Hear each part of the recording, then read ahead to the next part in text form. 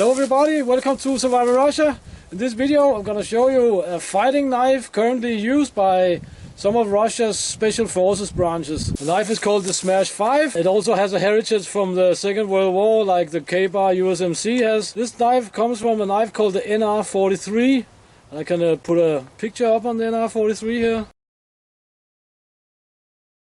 But that's a little bit like a cool factor. What you can say to this specific knife here is that you cannot just walk into any shop and just buy this knife. There's two variants of it. There's a civilian model or Grasdansky variant, and there's a non-civilian model. And this is a non-civilian model. And it's a very, very purpose-built, dedicated fighting knife. Because in the Russian military, you can say the knife is still considered a weapon. They train knife fighting, and they train knife fighting for a purpose. We also have in Russia what's called the patriotic clubs for youngsters and so on. They will go through some training courses. They're called KMB or KMB, Kursa Moladova Boyca, which means lessons for the young warrior. They will go through first hand-to-hand fighting, then they will go through knife fighting, and then they will move on to regular weapons. But enough of the talking. I'll set the cameras up and we'll take a closer look at the Smersh 5 here. Well, here we have the knife in the sheath, and since we have it in the sheath, let's start with the sheath. It's a leather sheath, relatively thick leather. It's riveted, 2 points, stitched. What's a little bit special about this sheath here is that it has 4 attachment points. You can see there's one here. There's a ordinary belt loop here, and then we have 2 more loops here that you can pass a belt through. And this is simply for you can carry it in different ways. Like you can carry it on a belt here, for example, so it rides high, so your hip belt from a backpack will not get in the way. You can strap it as described. You can strap it to an arm. You can strap it to legs. You can strap it to equipment, and this is why we have all these different attachment points. Out comes the knife. The blade is 15 centimeters long. It should be 12 inches, you can say. It's anti-glare treated, so it will not reflect too much light anyway. The hardness of the blade here is like 52, 56 HRC, which should be pretty ideal for knives as far as I've learned. The crossguard here is also anti-glare treated. Crossguard have some grooves here for added safety grip, so your hands will not slide when you are thrusting with it, because this is what it's made for.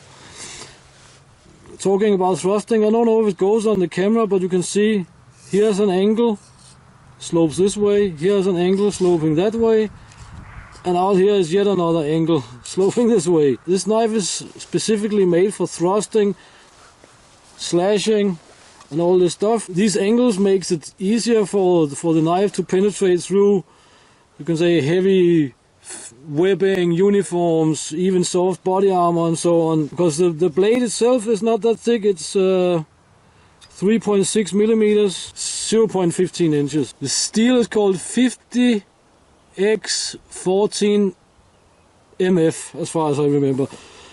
Anyway, I'll put a link in the description for the steel nerds so they can look up the properties of the steel. The 50x14 MF steel is a special stainless steel, which is should be stronger and more flexible than regular tool steel.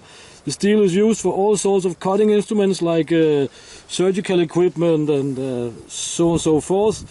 It has a really high corrosion resistance and pitting resistance also.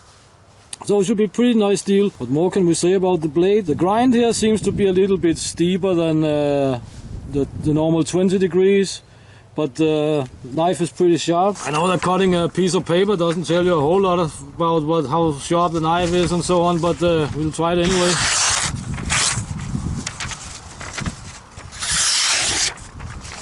A little difficult here in the windy weather, but it's pretty sharp. Yeah, this knife here, as I say, is a fighting knife. It's a military style fighting knife. As you can see, the crossguard is bent forwards up here and down here. And this is of course for this little notch here is of course for breaking a wire and so on, but it's also when you have it in reverse grip, it will not conflict or be too irritating for your hand like if it was the other way around here. Cross guards, they are mostly there for preventing you from sliding forwards on the knife when you're thrusting at something. They are of course also there to block another knife in a knife fight, but you have to be an expert knife fighter to actually use a cross guard for this purpose. But we can move on to the grips here a little bit. The grips are made from something they call thermoelastic plastic. I don't know if it actually is a plastic because it feels much like a rubber. While I still remember it, we can also say that there's another variant of this knife with the classic stacked leather handle. That's the only difference. But the grip feels really nice. As I say, it feels like a very hard rubber, and it doesn't snag or is irritating anywhere. I mean, this is a very nice, comfortable grip. The knife is full tang.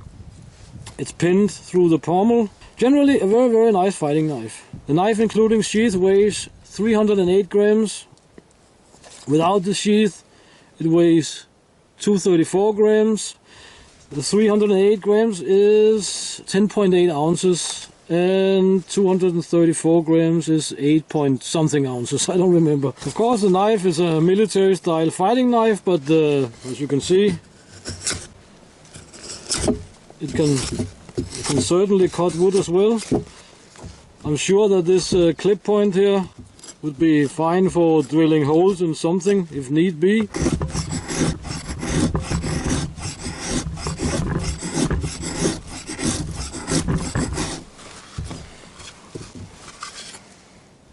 Yeah, so even the Smersh 5 here, of course, is a very purpose-built military-style fighting knife. It can, of course, do most knife tasks, that's like most knives can. But knives are, of course, in general, very purpose-built instruments, and some do better on some tasks than others, of course. And but anyway, as I say, it will most likely gut fish and do whatever fine tasks, and it's a fine, light knife, so I would not have any problems bringing it on a trip, for example. There are many fighting knives related to the Russian military and FSB and so on, and I'll see if I can get my hands on some of them and review them. I'm not a professional knife reviewer. If nothing else, I'm anyway a semi-professional knife user, and that should go a long way. But anyway, I hope you found the knife interesting and the video interesting, and please check the links in the description. Always check the links in the description, and also subscribe and always share my videos. I would and like them. I would really appreciate that, of course. And as always, until next time, get out and train, get it done, and see you next time here in Russia.